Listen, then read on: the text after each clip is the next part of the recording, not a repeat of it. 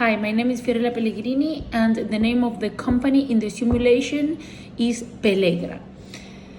As you can see, in the first quarter, the problem was that the new hires and the supervisors were not getting enough training, and the productivity rate was very low. The strategy was to invest more in training programs. Another problem was that the overtime was driving up the unit labor cost. So the strategy to solve this was to hire more workers, so the current workers didn't have to stay longer at work. In quarter number 2, choosing the exploratory studies on telecommuting was a very good choice.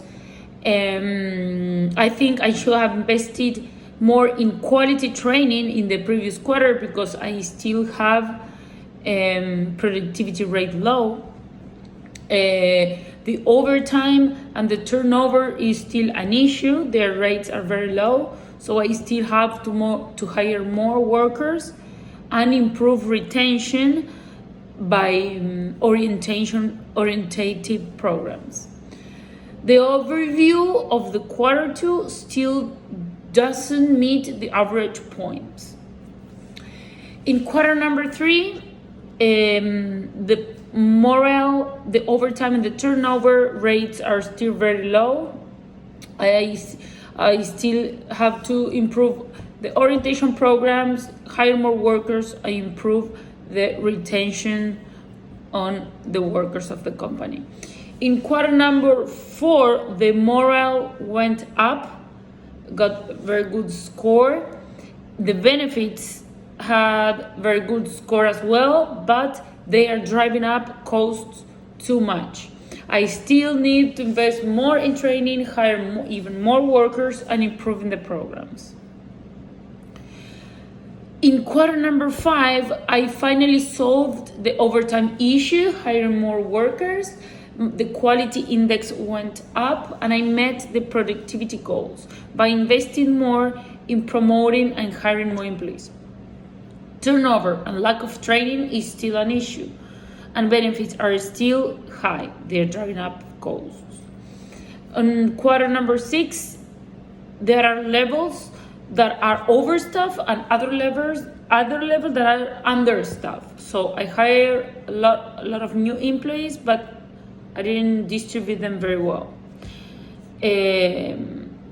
Turnover rate and unit labor costs are still too high. A good thing was that in this quarter, the accident rate went down due to investing in safety and accident prevention program.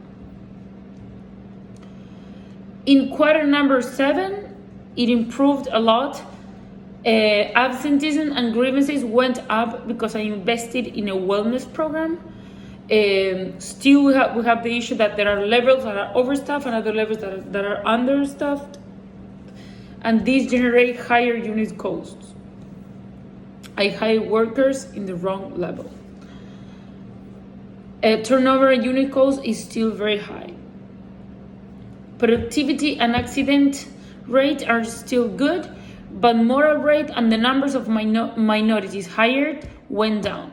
There are levels that are still overstaffed and others that are understaffed, as I said before. So we still have the same problem. Turnover and unit labor costs are still high. Quarter number 9 was pretty good. I have all greens and grays, but I still couldn't solve the unit labor cost. Is still too high. It's even higher than quarter number 1. The overtime is still driving up costs. I need more workers. The problem was that there was a maximum that I could hire in the first level. So I thought that hiring more in the other level would help, but eventually this didn't work. Another thing was that I was saving money for the last quarter, but this didn't work. I should have distributed better the budget and not leaving everything for the last quarter. I managed to improve all of the points in the simulation except in the unit labor cost. My learnings was that higher wages lead to a better retention and productivity of the company, but higher wages also cause labor costs to increase.